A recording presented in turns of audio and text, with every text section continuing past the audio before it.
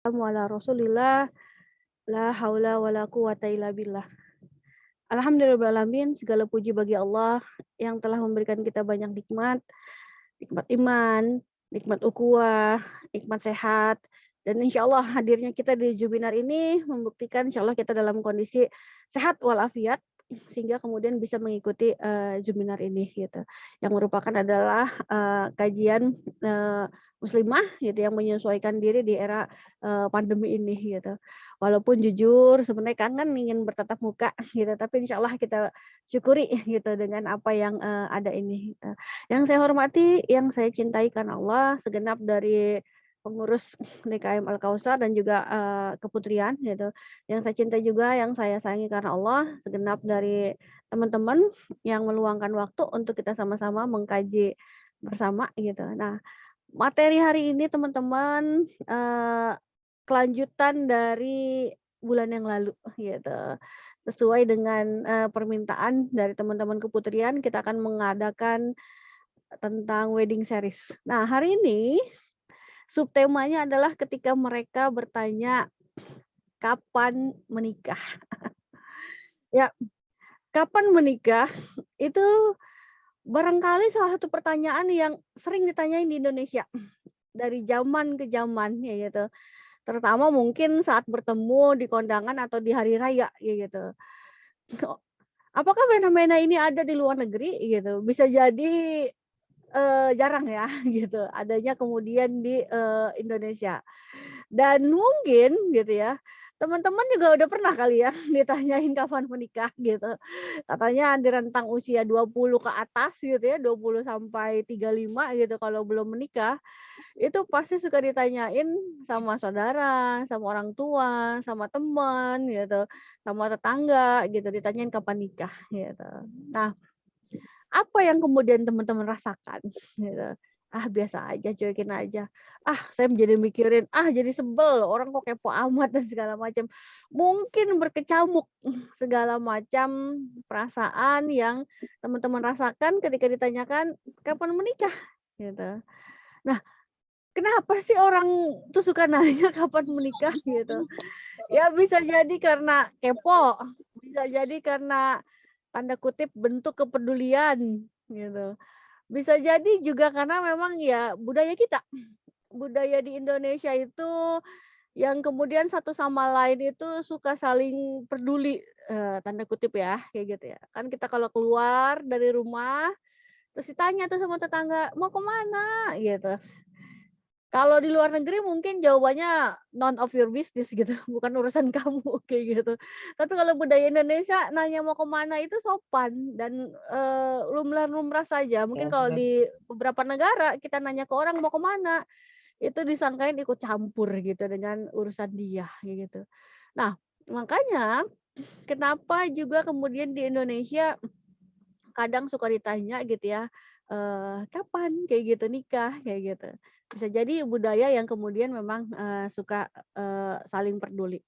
Nah, teman-teman, lalu kemudian bagaimana nih gitu, tanggapan kita ketika kemudian ditanya kapan menikah, kayak gitu. Kita akan jawab apa nih gitu ketika kemudian ditanya kapan menikah sama keluarga, sama tetangga gitu ya, sama teman kayak gitu. Nah, ada beberapa pilihan jawaban gitu. Sebentar, ini PowerPoint-nya saya ke bawahin dulu.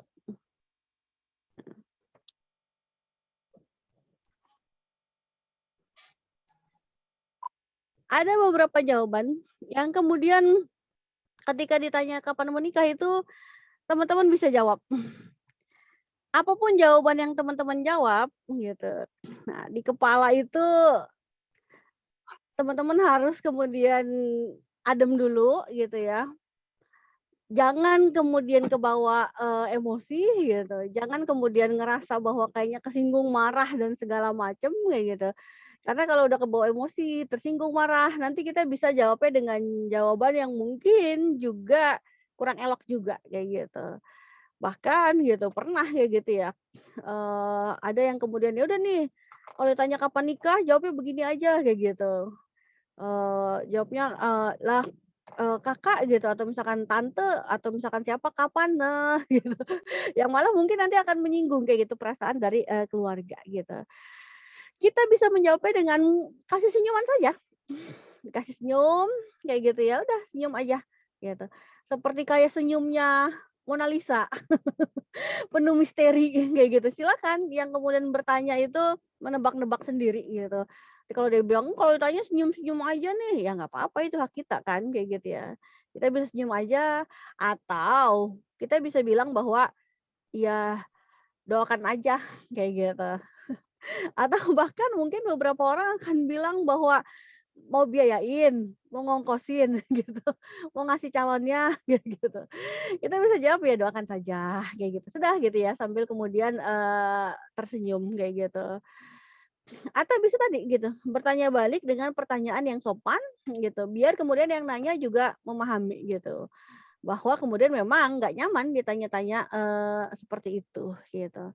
Atau bisa melontarkan candaan yang mana masih dalam batas-batas gitu. "Wah, ini kalau saya nikah sekarang banyak yang patah hati nih." Cie, gaya banget kayak gitu. Yang ya kita bawa santai aja gitu, "Banyak yang patah hati nanti," kayak gitu. Ya, insyaallah lah gitu nikah gitu, ya tunggu SK dari Allah turun kayak gitu. Ah, dibawa canda aja kayak gitu. Atau kalau kemudian yang nanya adalah teman kita dan kita cukup dekat, ya kita bisa kemudian menasihati yang nanya. Wah, jadi sesi tausiah gitu. Kita nasihati bahwa, bisa jadi kalau orang ditanya itu tergantung reaksinya. Pada orang-orang tertentu nanti reaksinya itu bisa dia merasa, tertekan, bisa jadi kayak gitu. Bisa jadi ngerasa bahwa kayaknya sedih, bisa jadi. Bisa ngerasa jadi malah kemana mana nggak layak, apa dan segala macem, kayak gitu, yang juga mempertanyakan, "Iya juga ya, kapan ya?" Dan segala macem, kayak gitu. Bisa jadi kita menasihati ya jangan kemudian bertanya kayak gitu deh, gitu. Kecuali emang kita udah tahu banget, udah deket banget dan segala macem, gitu. Ya atau kemudian kita bisa menggunakan jawaban bijak, gitu. Jawaban bijak seperti apa, gitu. Jawaban bijak bahwa ya kita bilang ke dia, ya bahwa urusan menikah itu adalah kemudian, ya hak prerogatif Allah gitu. Akan Allah berikan kepada siapa yang kehendaki gitu, pada waktu yang tepat, pada waktu yang juga kemudian tepat, kayak gitu. Dan tidak ada satupun gitu ya manusia yang berkemampuan untuk memajukan atau juga berkemampuan untuk memundurkan. Waktunya Ini kapan 3 ya? nikah itu sudah diatur sama Allah gitu. Nah, bisa dengan kemudian jawaban bijak tersebut gitu. Nah, dari rangkaian jawaban ini gitu ya, teman-teman bisa lihat, bisa memilih kira-kira mana sih kemudian jawaban yang, cocok di situasi yang kemudian teman-teman, hadapi gitu. Karena memang pasti situasinya berbeda-beda gitu.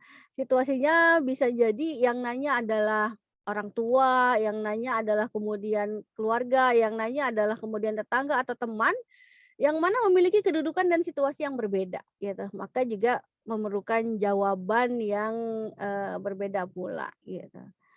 Nah, yang penting adalah kemudian kita berpikir positif, bisa jadi mereka bertanya itu adalah salah satu bentuk dari kepedulian mereka gitu.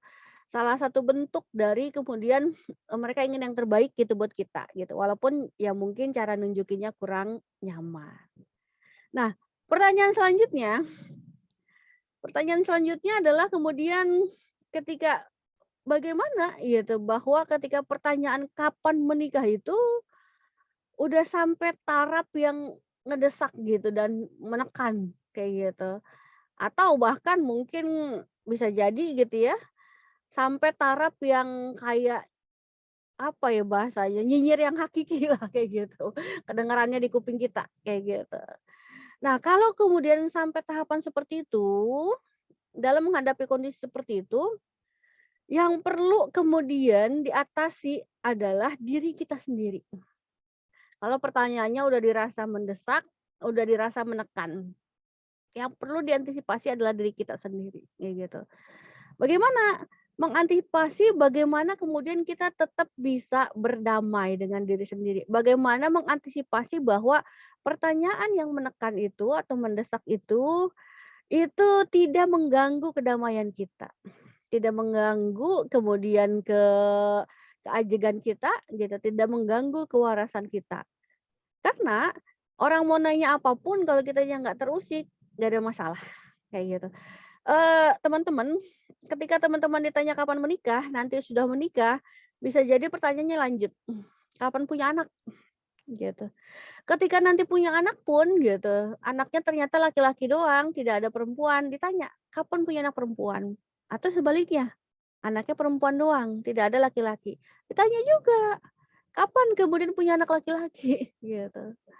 Tadi kapan menikah, udah nikah ditanya kapan punya anak, nanti udah punya anak ditanya lagi, kapan punya anak perempuan atau laki-laki, kayak gitu. Nanti ditanya lagi, kayak gitu. Kapan anaknya sekolah, nanti ditanya lagi juga gitu kalau misalkan punya anak terus kemudian anaknya kurang gemuk gitu ya, kenapa anaknya kurus dan segala macam. Intinya pertanyaan itu tidak akan selesai. Tetap ada banyak pertanyaan-pertanyaan berikutnya kayak gitu. Nah, yang penting adalah tadi, bagaimana kita bisa berdamai dengan pertanyaan-pertanyaan itu kayak gitu. Ketika orang nanya, "Kapan nikah?" Di kondangan, "Kapan nikah?" Di halal bihalal, "Kapan nikah?" Kemudian ketika kita lagi, hari raya gitu ya. Ketika kita berdamai, itu tidak akan kemudian mengganggu, kita kayak gitu.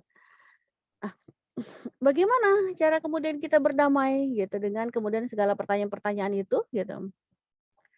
Kita bisa yakinkan diri kita sendiri bahwa gitu, kita akan menikah dengan orang yang tepat, pada jalan yang tepat, di waktu yang tepat, kayak gitu. Kapan itu? Ketika Allah sudah menakdirkan, gitu. Makanya gitu ya, kita benar-benar harus memotivasi diri kita dan juga benar-benar harus selalu husnuzon gitu. Dan berdoa kepada Allah agar kita dipertemukan dengan jodoh yang terbaik gitu. Husnuzon, percaya gitu. Insya Allah gitu diberikan jodoh yang terbaik. Ya kita sudah bahas ya di pekan lalu gitu ya bahwa semua orang itu pasti maaf di bulan lalu, bahwa semua orang itu pasti punya jodohnya. Kalau enggak jodoh di dunia, ya kemudian jodoh di akhirat kayak gitu. Kalau kemudian ada juga jodoh yang di dunia dan di akhirat, kayak gitu. Semua pasti ada jodohnya. Dan juga kita melakukan penguatan diri, agar kita tidak terombang-ambing dengan pertanyaan-tanyaan yang kontraproduktif, kayak gitu. Kalau anak kemudian kuliah ditanya juga, "Kapan selesai sih? Kapan lulusnya?" Kayak gitu. Nanti udah lulus ditanya, "Kapan kerja?" Gitu. Nanti udah kerja juga ditanya, kapan kemudian naik jabatan dan segala macam yang nggak selesai-selesai gitu ya. Kita melakukan penguatan diri supaya tidak mudah gitu terombang-ambing terhadap berbagai macam pertanyaan yang ada, yang pertanyaan tersebut kontraproduktif gitu. Dan kita kemudian lakukan hal-hal positif untuk meningkatkan kualitas diri kita. Ya kita juga sudah bahas gitu ya, insya Allah kita akan mendapatkan jodoh yang sekufu gitu, yang kemudian sama, yang kemudian, eee, apa namanya, sesuai gitu ya dengan kondisi diri kita. Semakin kita meningkatkan kualitas diri, insya Allah akan mendapatkan jodoh yang sesuai juga kayak gitu dengan, kualitas, diri kita, ya gitu. Nah, teman-teman, ketika teman-teman sudah bisa aman, sudah bisa nyaman gitu ya, sudah bisa kemudian damai kayak gitu dengan segala pertanyaan itu gitu, dan nggak terganggu gitu dengan segala pertanyaan itu, dan kemudian malah mengeluarkan energi untuk konsentrasi gitu, meningkatkan kualitas diri kayak gitu. Ya entah dengan, kuliah lagi gitu walaupun sudah bekerja kayak gitu, entah kemudian dengan ya banyak dengan kegiatan-kegiatan lain yang kemudian itu sangat bermanfaat untuk meningkatkan kualitas diri. Insya Allah pada waktunya gitu ya, akan, datang, juga kayak gitu insya Allah kayak gitu. Nah, yang berikutnya teman-teman, ketika kita sudah melakukan ini semua, ketika kemudian kita sudah enak, nyaman, aman gitu, kita kemudian positif, kemudian untuk meningkatkan kualitas diri, Apa yang selanjutnya kita lakukan? Yang selanjutnya kita lakukan adalah kemudian melakukan serangkaian kesiapan-kesiapan gitu. Ada beberapa hal teman-teman. Nah, sebentar teman-teman. Saya stop share dulu. Saya izin share ulang. Tadi PowerPoint-nya freeze. Oke.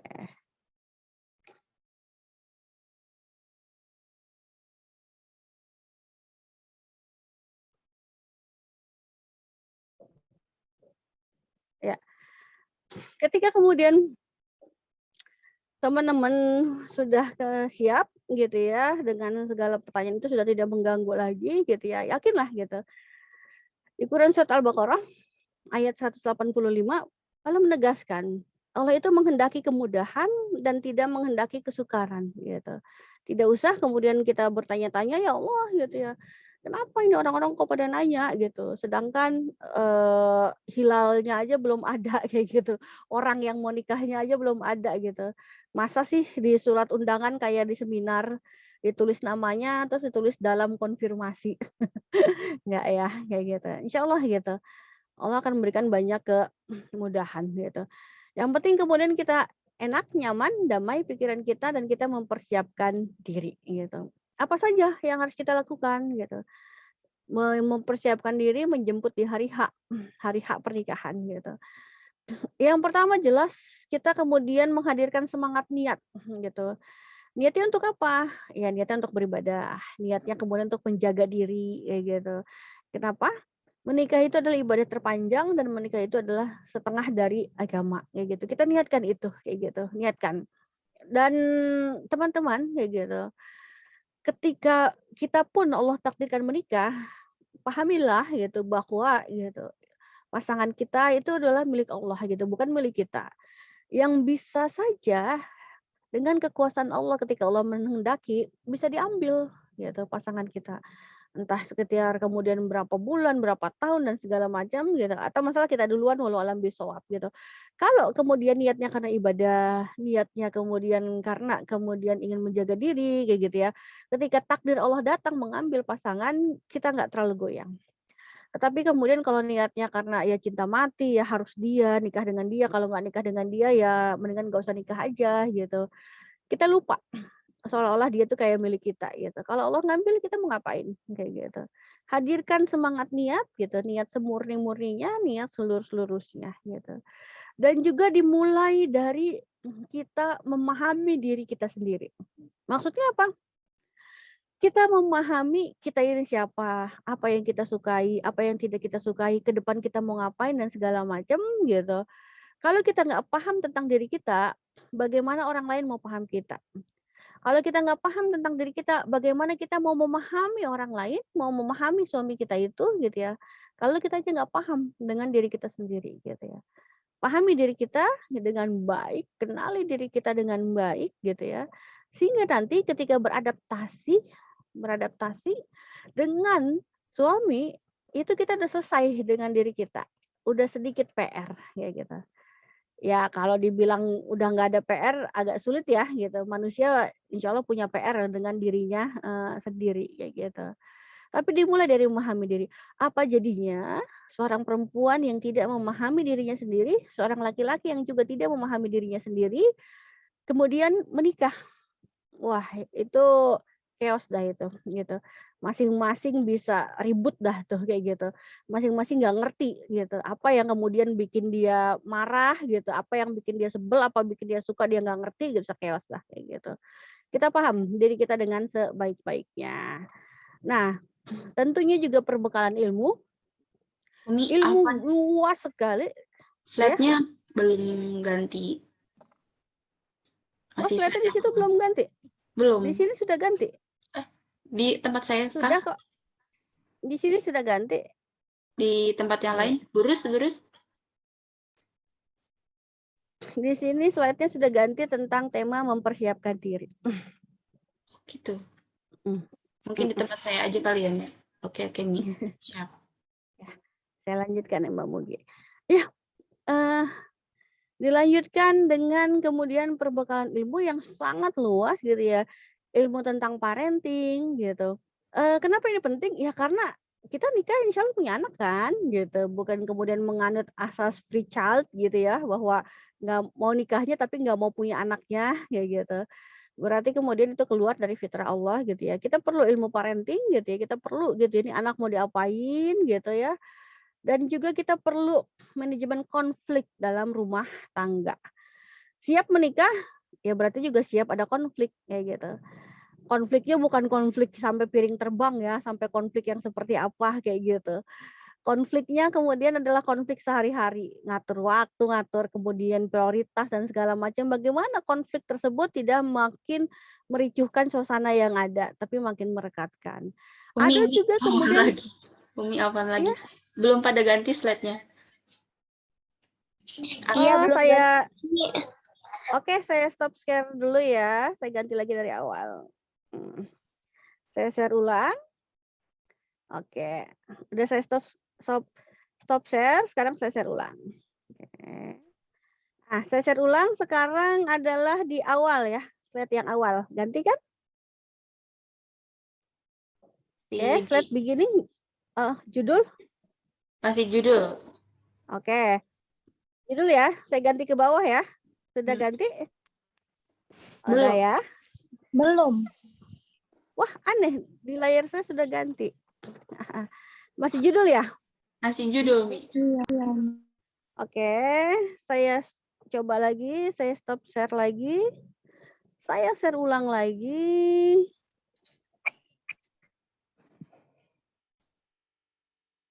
Oke, saya share ulang. Nah, ini sudah, Mi. Sudah ganti maksudnya. Oke. Sudah ganti. Ganti di kapan menikah, pertanyaan kapan menikah. Iya. Oke, sebentar.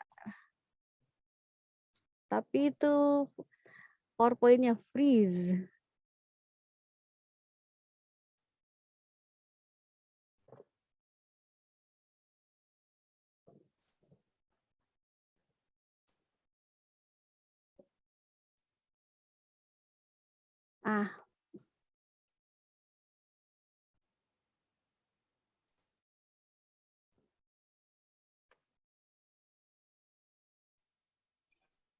Nah, kalau sekarang di halaman slide show-nya teman-teman lihatnya apa? Slide yang pertama. Slide yang pertama ya. Oke. Udah ganti sekarang? Sekarang saya lagi buka tentang Quran Surat Al-Baqarah ayat 185. Belum ganti, Mi. Oh, Masya Allah. Berarti di saya sudah ganti. Masya Allah. Atau mau saya screen sharing, Mi? Boleh. Saya kirim. Mbak Mugi pakai laptop ya? Pakai laptop, Mi. Ya, langsung saya kirim filenya via WA. Boleh, boleh, Mi.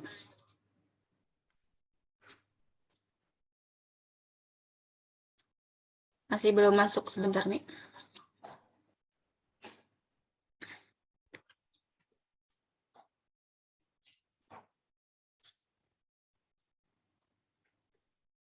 Sudah Mbak Mugi?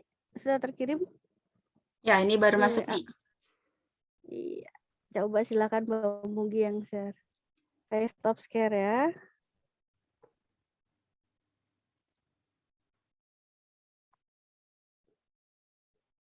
Oke.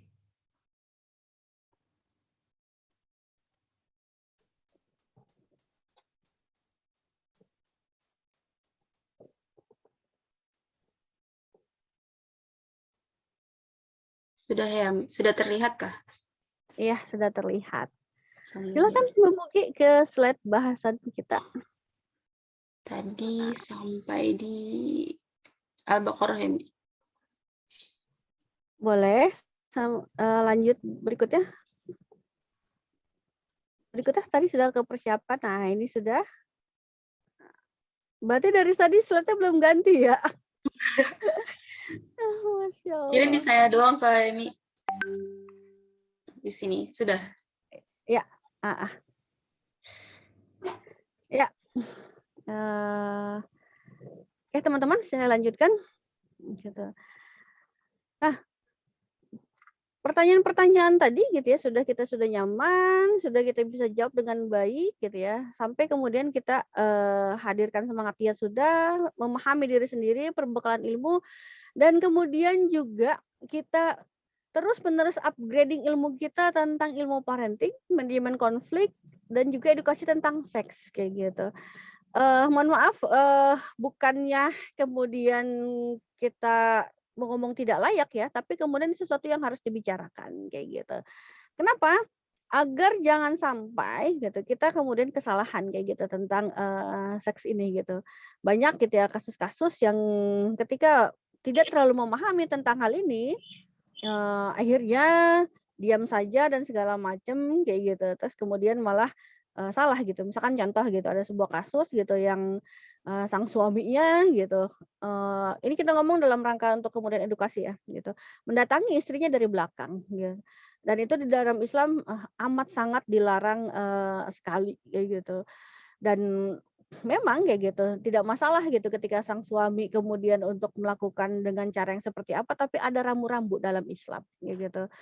Ada kemudian edukasi tentang seks, ini juga kita harus pelajari juga gitu. Dan termasuk juga di sini gitu ya, kita juga memahami bahwa ketika nanti punya anak laki-laki dan punya anak perempuan, bagaimana kemudian mengedukasi mereka dengan kamar yang terpisah gitu, dengan bagaimana juga mereka ngetok pintu orang tua itu ketika nanti mereka sudah berusia berapa gitu, harus kemudian disiplin, tidak boleh ke kamar orang tua di usia di waktu sebelum subuh, habis isya, kayak gitu. Nah, itu kita harus tahu gitu.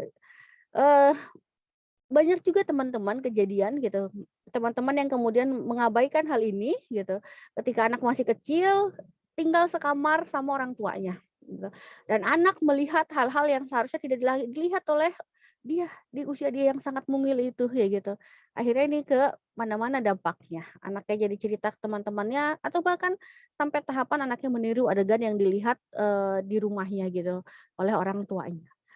Dan juga kemudian kita punya harus keterampilan dasar-dasar dalam berumah tangga. Nggak harus masak itu kayak jadi chef gitu, pinter banget gitu.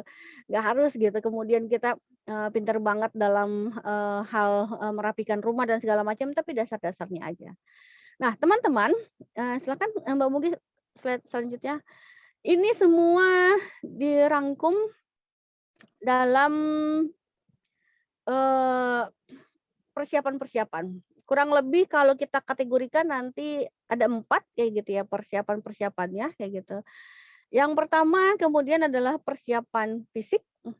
Persiapan fisik bagaimana kemudian reproduksi laki-laki, reproduksi perempuan kayak gitu, sehat nggak gitu. Terus kemudian ada sakit yang kemudian berbahaya nggak kayak gitu dan segala macam kayak gitu. Ini kita kemudian juga perlu persiapkan kayak gitu secara fisik gitu ya. Dan juga kesiapan mental. Ini penting banget teman-teman gitu ya.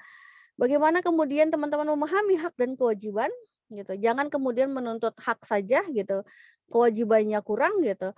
Atau juga sebaliknya. Tetap melakukan kewajiban, haknya dilanggar juga teman-teman iya aja dan segala macam gitu. Ini harus saling seimbang gitu. Bagaimana juga pengertian dalam mendidik anak, bagaimana juga kemudian dengan keluarga besar, dengan mertua, dengan ipar kayak gitu. Dan juga bagaimana pembagian tugas antara domestik, antara publik dan segala macam ini juga perlu siap secara mental gitu. Selanjutnya Mbak Mugi kayak gitu. Nah, yang berikutnya teman-teman juga kesiapan spiritual. Memahami hakikat pernikahan, bahwa pernikahan ini adalah sarana kita untuk sama-sama nanti mendapatkan surganya Allah gitu. Sarana kita gitu untuk berlomba-lomba dalam kebaikan dan tidak saling menyakiti gitu. Eh 1 bulan yang lalu kita sudah bahas gitu bahwa hukum pernikahan itu jatuhnya awalnya sunnah, bisa jadi malah nanti nikah itu hukumnya haram. Hukumnya haram gimana maksudnya? Ketika salah satu pihak berniat untuk menikahi seseorang untuk menyakiti gitu. Berarti ada niat yang mendompleng di situ gitu ya. Itu juga kemudian bisa jadi hukumnya jadi haram. Dan tidak saling merendahkan. Memahami bahwa pasangan adalah partner gitu ya. Memahami bahwa pasangan adalah kemudian sama-sama pintu kita untuk mendapatkan surganya Allah gitu. Maka akhirnya kita saling memuliakan, tidak saling merendahkan. Nah, kita juga perlu kesiapan finansial. Kesiapan finansial ini bukan berarti harus kaya dulu, harus punya rumah pribadi, mobil pribadi dan segala macam, enggak kayak gitu. Itu bisa kemudian sama-sama. Alangkah nikmatnya gitu ya perjalanan yang kemudian juga dilakukan bersama-sama gitu ya. Bukan gitu, tapi kesiapan finansial lebih pada kesadaran. Wabil khusus laki-laki ya, wabil khusus pihak laki-laki gitu ya. Kesadaran gitu ya, tanggung jawab dia gitu. Bagaimana kemudian dia nanti membiayai rumah tangga ini gitu. Dan bagaimana rencana dia ke depan. Nah, teman-teman semoga terhindar gitu ketika kasus-kasus terjadi belum siap secara finansial menikah dengan modal utang. Dan ketika menikah dengan modal utang, mengharapkan uang amplop pernikahan itu bisa buat bayar utang dan ada libahnya. Tetapi ketika yang terjadi ternyata amplopnya kurang buat bayar utang gitu, boro-boro ada lebihnya dan segala macam. Mengawali pernikahan dengan kesiapan finansial yang seperti itu justru malah akhirnya menjadi duri gitu ya, menjadi batu pertama dalam rumah tangga gitu. Kesiapan finansial jelas kayak gitu tanggung jawabnya ke depan, laki-lakinya kemudian siap untuk menafkahi gitu, tidak kemudian mendompleng mungkin gitu dari kemudian pihak keluarga gitu, atau juga kemudian tidak laki-laki yang pure gitu dibiayain oleh keluarganya. Tanggung jawab gitu, bagaimana kemudian nanti memperkuat ekonomi keluarga ke depan. Karena kita akan punya anak, nanti anak-anak sekolah apa dan segala macam itu yang kemudian disebut dengan finansial. Nah, berikutnya teman-teman, eee, bagaimana dengan cinta? Bagaimana dengan persiapan cinta? Sesungguhnya gitu, rasa cinta itu dari Allah, gitu. Kalau kemudian teman-teman minta sama Allah gitu ya, untuk dianugerahkan rasa cinta gitu kepada, pasangan gitu, insya Allah kayak gitu ya, Allah akan berikan. Ada pertanyaan gini teman-teman, eee, ada dia yang melamar gitu. Tapi dia nggak cinta nih sama yang melamar nih, kayak gitu. Dia nggak cinta. Nah, tapi yang melamar ini orang baik-baik gitu. Tapi dia nggak cinta. Nah, dia ada calon, ada seseorang yang dia sukai, yang dia cintai. Tapi yang dia cintai ini tidak ada arah ke arah menikah gitu. Cuman sebagai teman aja. Dia nunggu gitu kan, nunggu kayak gitu. Udah kode, udah apa, tapi ternyata yang dia cintai ini tetap tidak ada kemudian arah ke pernikahan, kayak gitu. Nah, dia galau tuh, ya bagaimana ya kayak gitu ya, saya mau menikah gitu, sedangkan saya nggak cinta nih, ada orang yang saya cintai ternyata ya kayak begitu gitu, nggak ada ke arah pernikahan gitu, nggak jelas mau kemana dan segala macam, kayak gitu. Teman-teman bisa beristikharah kalau ada kasus seperti itu gitu, mohon diberikan, apa namanya, rasa cinta gitu. Dan wabil khusus kalau buat perempuan gitu, sebenarnya lebih enak kalau kemudian dicintai apa mencintai gitu, kalau buat perempuan. Kalau buat perempuan dari banyak diskusi teman-teman boleh sepakat atau tidak Kak, karena ini cuma diskusi saja gitu. Lebih enak kemudian dia dicintai, daripada dia mencintai tapi kemudian tidak dicintai oleh laki-lakinya kayak gitu, itu jauh lebih sulit kayak gitu. Tapi kembali ke dasarnya, bahwa sesungguhnya rasa cinta itu dari Allah gitu ya. Mohon gitu ya, minta, berdoa gitu ya kepada Allah gitu ya, ditanamkan rasa cinta itu ketika nanti saatnya sudah menikah. Nah teman-teman, bagi yang kondisinya sekarang sudah menikah gitu, menikah dengan seseorang gitu ya, itu pilihannya hanya, ketika sudah menikah ya, pilihannya hanya 2 ketika tidak ada rasa cinta ini gitu. Kita lebih baik kemudian mencintai orang yang sudah kita menikahi gitu. Kalau menikahi orang yang kita cintai, yaitu ada kemungkinan, ada, tapi juga ada kemudian tidak terjadi. Tetapi kalau mencintai orang yang kita cintai, orang yang kita nikahi gitu, itu kemudian sesuatu yang sudah seharusnya gitu. Kalau sudah nikah ya, kalau sudah nikah. Nah, kembali ke sini teman-teman, nggak usah khawatir tentang rasa cinta gitu. Kalau niatnya benar gitu, kemudian niatnya ikhlas gitu, Allah akan menghadirkan rasa cinta dan rasa sayang itu. Ya nggak usah jauh-jauh, kita tengok rumah tangga kakek kita, nenek kita gitu ya, orang tua sepuh dahulu gitu ya. Mereka menikah tidak pakai pacaran, dijodohkan apa dan segala macam, tapi rumah tangganya langgeng-langgeng saja gitu. Ketika niatnya kemudian ikhlas. Betapa banyak juga gitu ya, ketika nikah dengan cinta, ya ketika cintanya menyusut, maka pernikahannya juga menyusut dan bahkan kandas gitu. Intinya teman-teman, kalau tentang rasa cinta ini kita berdoa gitu kepada Allah gitu. Dan kalau Allah karuniai juga gitu ya, menikah dengan orang yang kita cintai, wah itu luar biasa, surga dunia gitu. Tetapi kalau bukan di situ, ya insya Allah kita tetap bisa juga gitu. Nah terakhir, silakan Kak. Iya, Mbak Mugi ya terakhir, yang harus kita lakukan adalah bertawakal kepada Allah. Tawakal, wa may yatawakkal 'ala Allah fa huwa hasbuh. Barang siapa yang bertawakal kepada Allah, maka dia akan memberi kecukupan padanya. Kita bertawakal. Kita serahkan urusan ini kepada Allah, ya gitu. Kita sudah damai, hati kita damai, pikiran kita damai gitu ya dengan pertanyaan-pertanyaan kapan nikah gitu ya. Kita sudah damai, kita lakukan persiapan dan kemudian kita bertawakal kepada Allah. Kita serahkan saja pada Allah gitu ya. Bagaimana Allah akan mengaturnya dengan skenario yang terindah. Nah, akan tapi teman-teman, ini butuh keimanan. Sulit kalau kemudian tidak memiliki keimanan yang kuat gitu. Pasti di kepala kita banyak skenario lain dan pasti di kepala kita banyak tapi kan, aduh enaknya begini, aduh enaknya begitu gitu. Apalagi gitu kalau ngelihat mungkin ada selebgram gitu atau seleb-seleb lain yang kayaknya gitu, wah enak banget dan segala macam. Udah deh di kepala kita udah banyak sekali berseliweran hal-hal gitu. Kita bertawakal kepada Allah, Allah yang akan ngasih jalan gitu. Ya, ditutup, silakan ke slide penutup gitu. Kita bertawakal kepada Allah dan kita banyakin doa-doa ini. Yang wallahu alam ini namanya sering banget gitu ya, di luaran tuh disebut dengan doa sapu jagat kayak gitu. Kenapa disebut doa sapu jagat gitu ya? Robbana atina fid dunya hasanah wa fil akhirati hasanah wa qina azabannar gitu. Ya Tuhan kami, berilah kami kebaikan di dunia gitu, dengan pernikahan, dengan jodoh yang ada kayak gitu. Berikan bahwa itu adalah kebaikan kayak gitu. Dan pernikahan atau tidak menikah dan segala macam gitu ya, itu juga semoga adalah kebaikan di akhirat kayak gitu. Semoga itu juga kebaikan di akhirat gitu. Kembali ke pasal awal, tidak menikah di dunia, kalau tidak Allah kasih di dunia, jodohnya Allah kasih di akhirat gitu.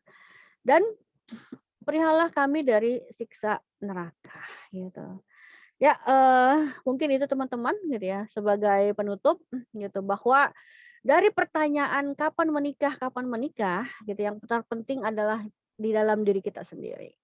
Di dalam diri kita sendiri damai, tenang, enak, tidak terganggu dengan pertanyaan di luar sana dan bisa berkonsentrasi memperbaiki diri gitu.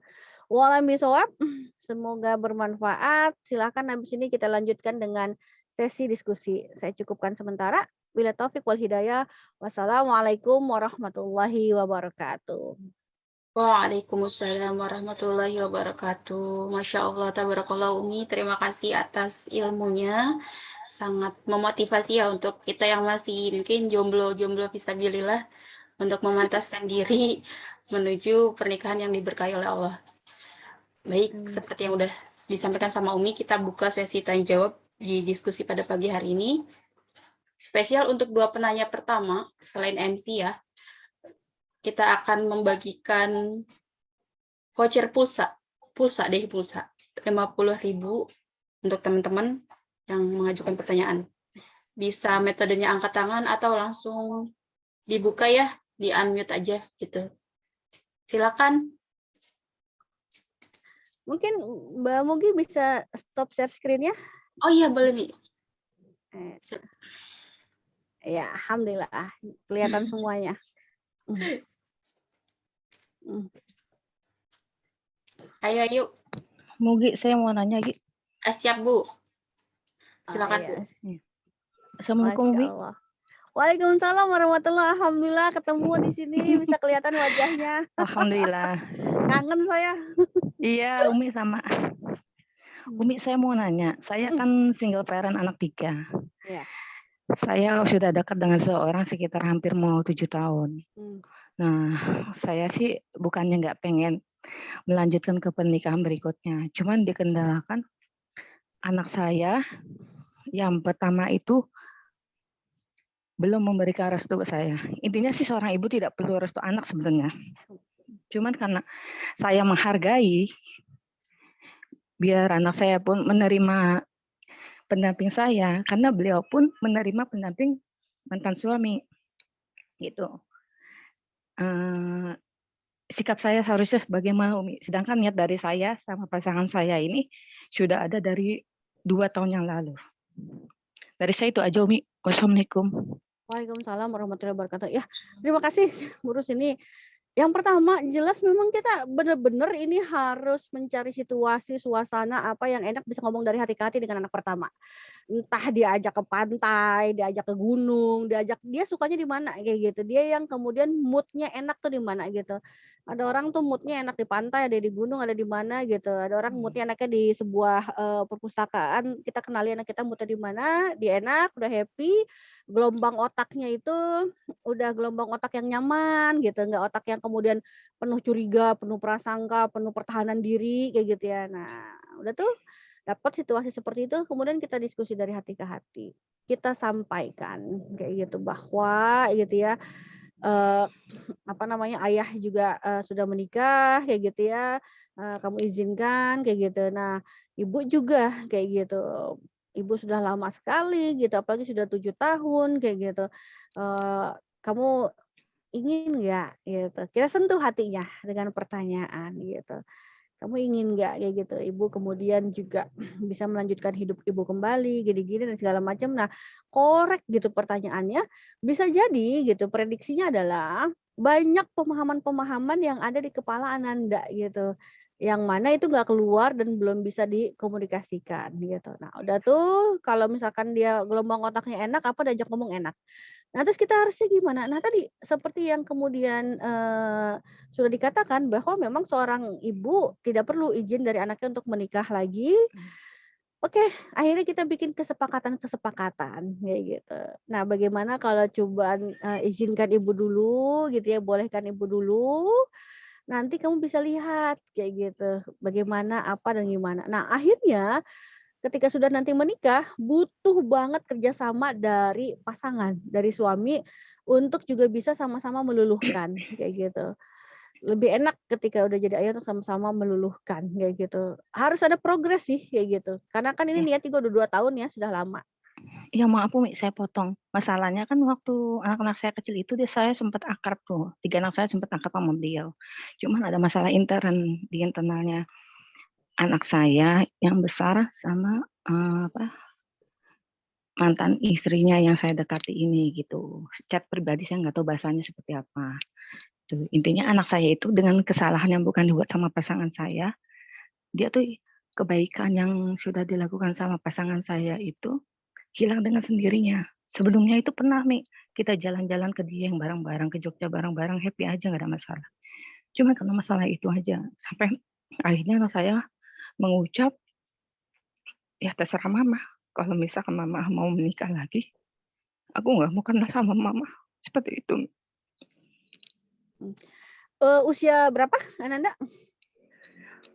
Sudah kuliah semester 5. Oke, sudah kuliah semester 5. Dan intinya berarti kan Ananda hatinya keras ya, kayak gitu. Dengan kemudian bilang bahwa kalau nikah lagi nggak mau kenal kayak gitu. Kebalikan ya, biasanya kan justru orang tua yang kemudian bilang gitu ke anak kayak gitu. Kalau ini kebalikan kayak gitu.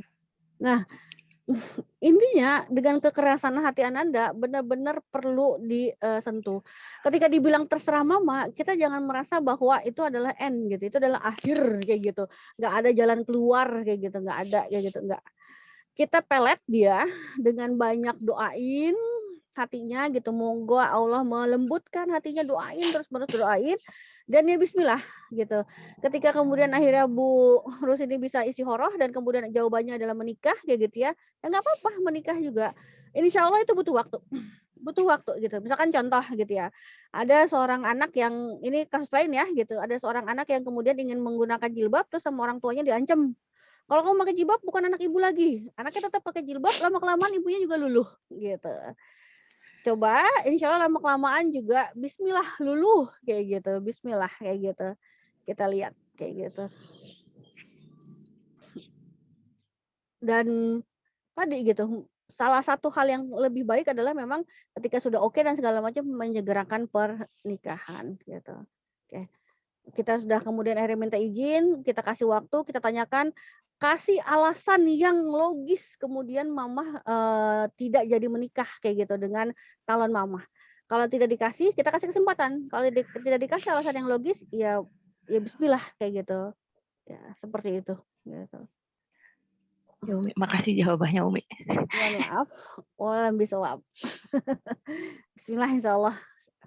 Apalagi sudah lama. Nah, gitu. Terima kasih Bu Rus atas pertanyaannya dan terima kasih Umi untuk jawabannya. Dari teman-teman yang lain, ada pertanyaan lagi? Ya. Silahkan.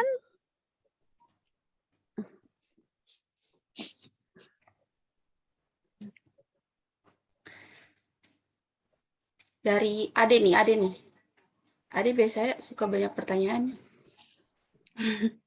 Dek. Oh, adanya diem lagi. Dari saya dulu deh, Mi. Oke, boleh silakan. Oke. Bismillah, Umi. Pertanyaannya dari materi yang Umi share tadi. Kita harus mempersiapkan kesehatan ini. Mental, fisik, ilmu, iman. Nah, untuk masalah kesehatan, jika kita melakukan pemeriksaan kesehatan sebelum menikah dan ditemukan kondisi abnormal dalam diri kita gitu, yang sebaiknya kita lakukan dan pasangan kita lakukan tuh seperti apa ya, Mi? Apa ya udahlah gitu, udah dicukupkan atau ya bagaimana, Mi? Kalau memang secara medis walaupun ada kondisi abnormal masih dimungkinkan gitu untuk diperbaiki dan segala macam, bisa silahkan nggak ada masalah. Tetapi kemudian kalau ternyata ini kondisinya berat, kalau dilanjutkan kemudian malah lebih banyak mudorotnya gitu, nanti keturunannya seperti apa dan segala macam, tidak dilanjutkan juga tidak masalah. Intinya kita lihat bobotnya gitu. Kita lihat bobot permasalahan secara fisiknya. Kalau bobotnya lebih banyak mudorotnya, lebih baik tidak. Tapi kemudian kalau masih bisa, nggak apa-apa, dilanjutkan gitu. Nggak ada masalah dengan masing-masing mengetahui resiko. Dengan masing-masing lebih paham gitu, dengan apa yang kemudian harus diantisipasi dan harus dilakukan di masa yang akan datang. Kayak gitu. Bismillah insya Allah. Mbak Ada Etin mau nanya, kayaknya sudah Assalamualaikum. Ada di ini, di kolom chat. Ya, Ade mau nanya apa, Dek? Waalaikumsalam, silakan. Halo, Ade.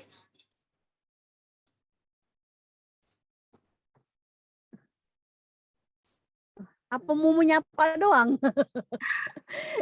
Bisa jadi, Mi. Dari teman-teman yang lain?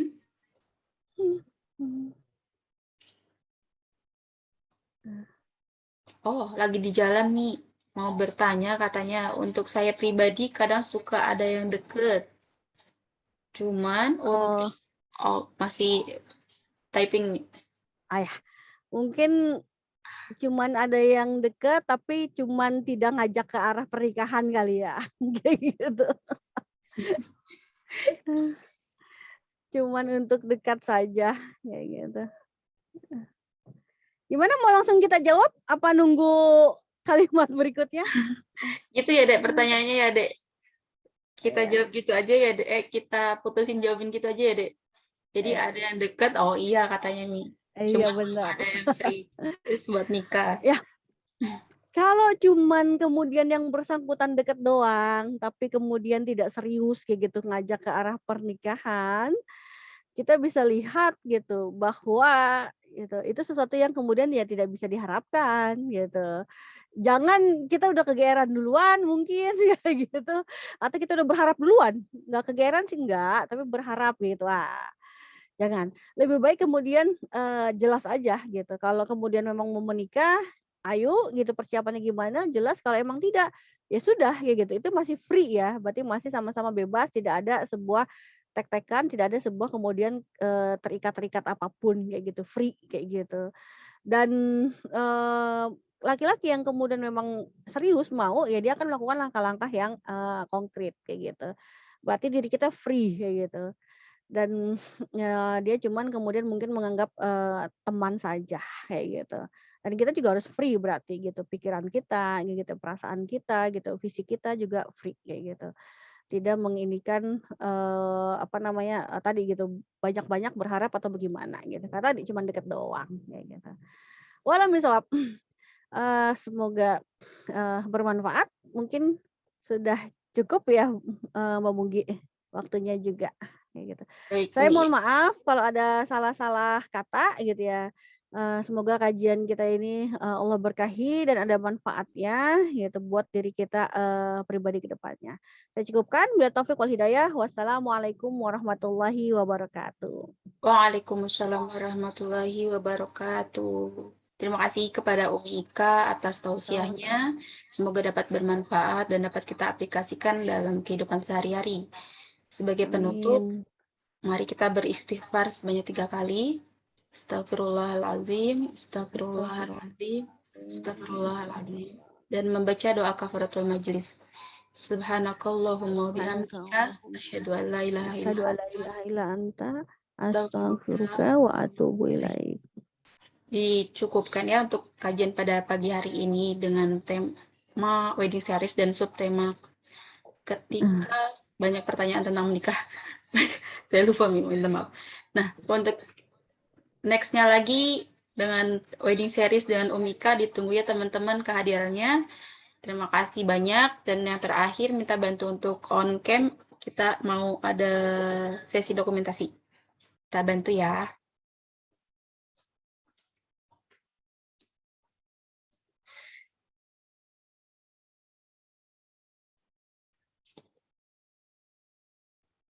Ini baru terlihat berapa nih? Belum semuanya. Set. Ayo yang lain. Oke. Oke deh. Kalau gitu kita mulai ya. Oke, terima kasih teman-teman, ditutup. Sekian, wassalamualaikum warahmatullahi wabarakatuh. Dadah.